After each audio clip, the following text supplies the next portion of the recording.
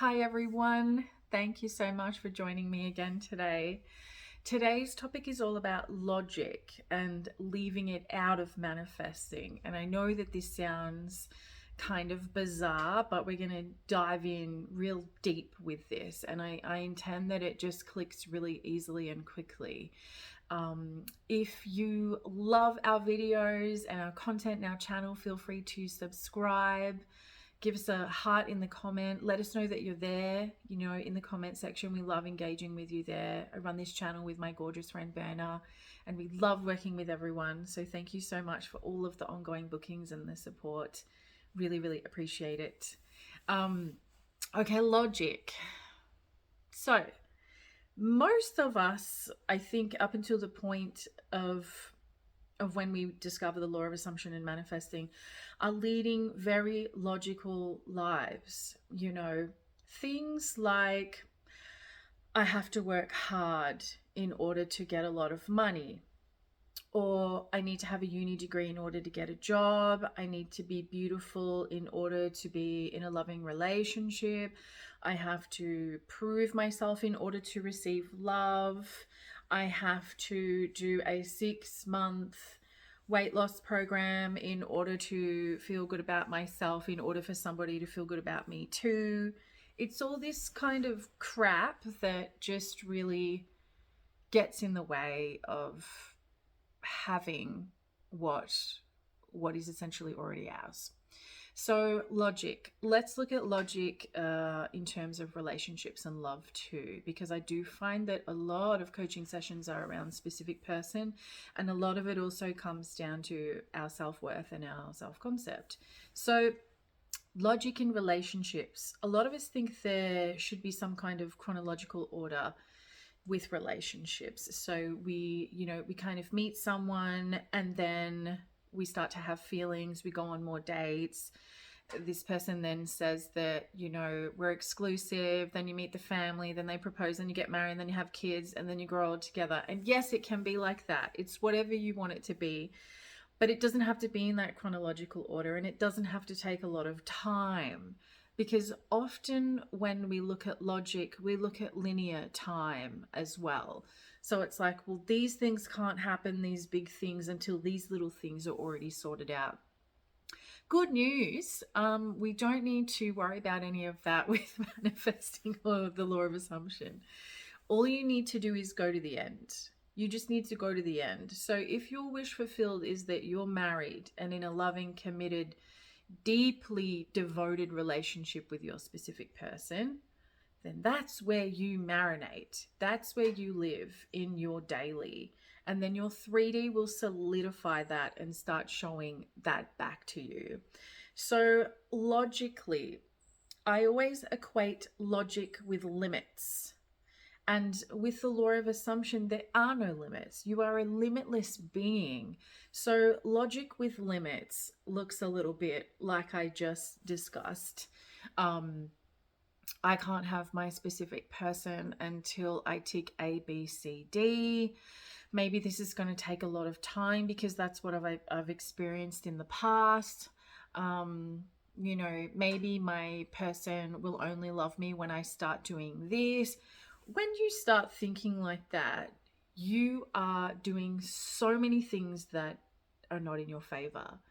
You are creating more time and space between you and your person coming together in union. You are giving your specific person so much free will and stepping out of your operant power mode. You are dabbling way too much in the 3D, which then creates more of that experience. So I hope you can see that, logic with manifesting is a really long, winding, unsatisfying path to go down. It really is. So how do we clear that up? We go back into the 4D. We only focus on what we want to be experiencing. And we go straight to the end with that. So what do we want to be experiencing? Okay, with my SP, I am now in this deeply loving, committed relationship or marriage. We live together. This is what our daily life looks like. I am saturating myself in that. Sometimes it's good to have visualizations of just standing under a fountain or a waterfall, or even in the shower, and you're just saturating yourself with all that good stuff. My person loves me, they're dedicated to me, they're so thoughtful, they always surprise me, I'm their number one priority. They're just so deeply into me every single day, and I don't even need to do anything. They're just completely obsessed with me in a healthy, loving way. Saturate yourself in that new story, and it can be anything. We now live in Africa. We have a chateau in France. We have a boat in Monaco. We live on the side of a mountain in Australia. Like, whatever you want, it's whatever you want. And then you marinate in this beautiful new story. You leave logic out of it, because logic equals limits, and logic is boring. It's so boring. And we are so much more than these societal norms and pressures and stories that have been placed on us due to, generational chains and patterns of thinking and behavior that have been there in order to create fear, control, and keep you down. Keep you down so that you don't rise up and live your best life and have your own independent power and know that you are the only operant power of your life. So by you letting go of logic, you're letting go of limits. You could also be breaking huge ancestral patterns and chains of behavior and thinking and beliefs, which is huge. So remember that beliefs are just a thought that we have thought over and over and over and over again. We've given our time, attention, and energy to it over and over and over and over again. So in order to change our beliefs, we look at them, especially if they're really logical beliefs around relationships and specific person, and that you need to do certain things in order to be loved or have the relationship. We want to look at that belief and go, well, is that really true? Or is that something that has been passed on to me by my parents or society or just, people in general around me? What do I actually truly believe around love and believe around myself and what I deserve? So this is where we're doing the deep inner reflective work.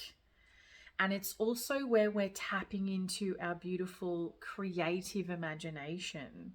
Because, imagine if we lived in a world, and I don't really want you to imagine this, but just for a moment, where everything just happens to us in the 3D and then we just respond to that.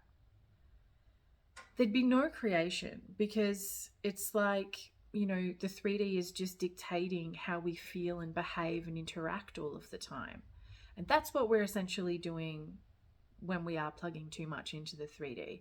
We're stepping out of our power. We're stepping out of our independence, our creativity, our limitlessness being. I wish I could speak one day. So I want you to just really look at your imagination, your 4D, as you being this operant power, limitless being, because that's what you are. And every time you plug into the logic of things, logic equals limits. I want you to bring yourself back to your beautiful 4D imagination and go, no, logical limits is not for me anymore. I've lived my life enough of that time. I'm free, I'm independent, I'm creative, I'm powerful, I'm certain, I'm trusting, I'm knowing, I'm relaxed. I can have anything that I want now. I can be anything that I want now. Do anything that I want to do now, because I'm deserving and I'm worthy, and that's just who I am. So I really want you to let go of logic now. Really let go. All those sayings that people have said to you. Money doesn't grow on trees. You got to work hard to get what you want. You got to sacrifice a lot if you want to have a good time. All that kind of rubbish that is just so not true. All you have to do is go into your 4D, know what you want, and live there. Live there. and then the 3D will reflect it back to you. So I really hope that this video helped you, and you'll forgive me for my my Aussie English today.